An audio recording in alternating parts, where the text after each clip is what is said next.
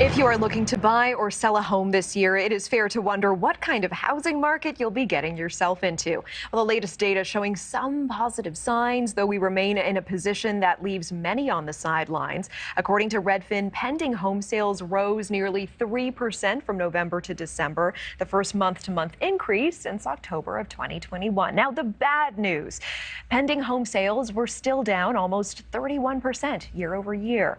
And you also have to be wary of so-called overheated markets, those that are primed to experience big busts in home values. Goldman Sachs actually recently identifying these cities, San Jose, Austin, Phoenix, and San Diego, as four that could see seismic declines this year.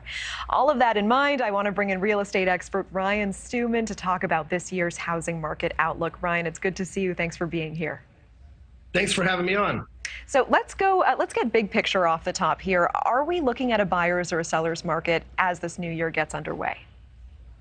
Definitely a buyer's market right now. And what is about to happen is the foreclosure market is about to explode. And what I mean by that is for the last 2 years, since 2020 through 2022, here in Collin County, Texas, there was about 200 to 300 foreclosures every month on average. Up until that point, there was about 3,000 every month. So we went for 2 whole years with an inventory holdback that this month, I just checked before I got on here this evening, we're at 3,372 set for foreclosure next Tuesday, just in Collin County, Texas. That's the first time we've been in the thousands for 2 years now. That's interesting. And those 4 cities that Goldman Sachs is identifying as having those overheated housing markets, can you give us a better idea? What exactly does that mean? And why are these 4 being singled out?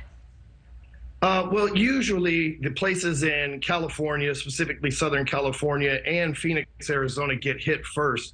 This time, the reason Austin's on there, which is special because Texas usually isn't on the list, is because a lot of people migrated from California because the tech companies and everything else down to Austin, and they treated that Texas Hill Country real estate the same as California real estate. But traditionally in the state of Texas, real estate may appreciate 3 to 5% a year. They drove houses within a 2-year period up in the Austin Metroplex, sometimes 20 to 25%, some of it even higher than that. But for the majority of it, 20 to 25%.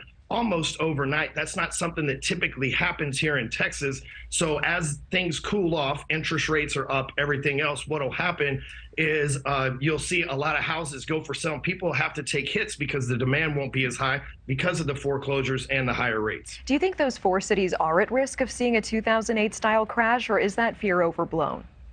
Well, 2008 is very different than 2023. Information travels faster. The population's bigger now.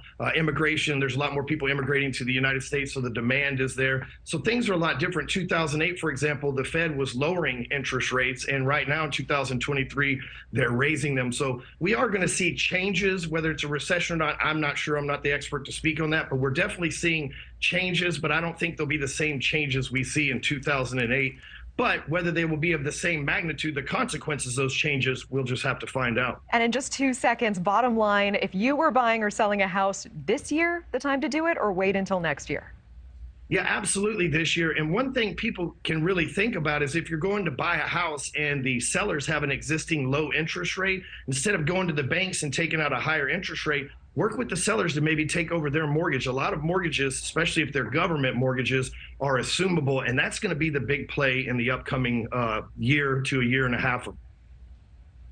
Oh, Ryan, I think we just lost you, but that was my last question for you. Ryan Stewman, thank you so much for your time. Appreciate it. Thank you for watching. Go to newsnationnow.com to find NewsNation on your television provider. And don't forget to click the red subscribe button below to get more of NewsNation's fact-driven, unbiased coverage.